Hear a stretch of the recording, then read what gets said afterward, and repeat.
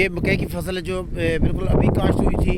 तो ये देखिए इसको बिल्कुल मलिया मेट कर दिया है। ज़ालाबारी ने बहुत ज़्यादा नुकसान हुआ है फसलों का।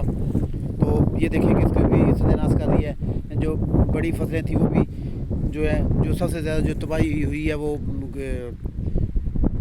मुंजी धान की फसल की हुई है।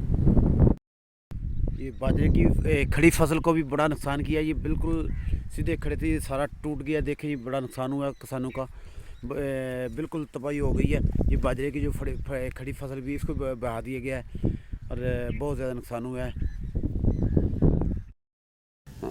बिस्मिल्लाहिर्रहमानिर्रहीम, अस्सलाम वालेकुम। आज सुबह तकरीबन 5:30 बजे जो ज़ालाबारी हुई है गुजरात में, तो उसने बड़ी तबाही की है। तो तकरीबन जो पक्की फसलें जी तो उनको बुरी तरह मुतासर हुई हैं, बिल्कुल तबाह हो गई हैं। तो ये बाजरा था वो बिल्कुल भी टूट गया। तो ये देखें जो पक्की फसल थी, जो जो चावल की जो कसम है, ये देखें ये इनके ऊपर जो बिल्कुल दाने थे, अभी 2-2 3-3 दाने रह गए हैं। बिल्कुल तबाही हो गई है, बस अल्लाह माफ़ी दे। ये बड़ा नुकसान हुआ है किसानों का।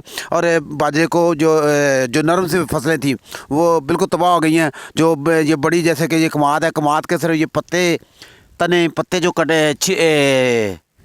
कटे हुए हैं, सिर्फ ये छिल गए हैं। लेकिन ये इसको कमाद सख्त होता है, इसको कुछ नुकसान नहीं हुआ। लेकिन ये जो बुरी तरह मुतासर हुई है, अभी चावल की जो फसल है वो मुतासर हुई है।